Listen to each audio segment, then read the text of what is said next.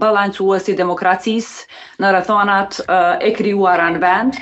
Pra, së fundi situata ka ardhur deri tek përfundimi i afateve. Dini që afati kushtetues përfundon nesër me 5 mars, pra Partia Demokratike e Kosovës e sheh si një proces të jashtëzakonshëm zgjedhjen e presidentit për t'i hapur rrugë krijimit të institucioneve të reja, për cilën po e them që kemi pas angazhim.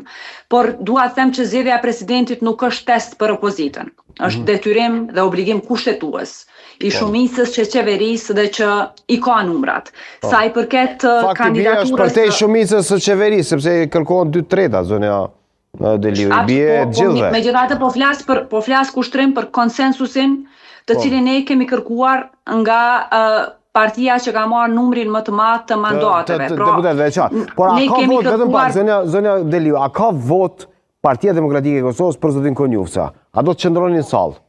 Nuk kemi vot për kandidat propozuar nga lëvizja vetëvendosje pa marrëveshje politike. Mendoj që kemi thënë disa herë gjatë kësaj kohe që marrëveshja politike që është pa që nuk figuron askund, do të thotë nuk mund të ketë një mbështetje të një kandidati të lëvizjes vetëvendosje pa siguruar marrëveshjen politike. Këtë marrëveshje nuk e kemi, prandaj Partia Demokratike e Kosovës natyrisht ne kemi shpreh keqardhjen për mosgatishmërinë e zotit Kurti, për të siguruar një marrëveshje gjithëpërfshirëse apo ndërpartijake. Dhe si pasojë vendi po shihet që po rrshet drejt zgjedhjeve të reja.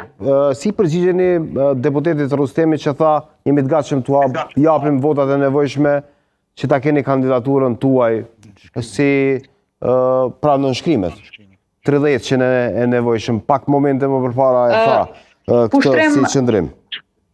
Çfarë po shihet qartësisht tash është që opozitës po i kërkohet pjesëmarrje për ta legjitimuar një tendencë totalitare të Albin Kurtit. Pra, kërkesa e cila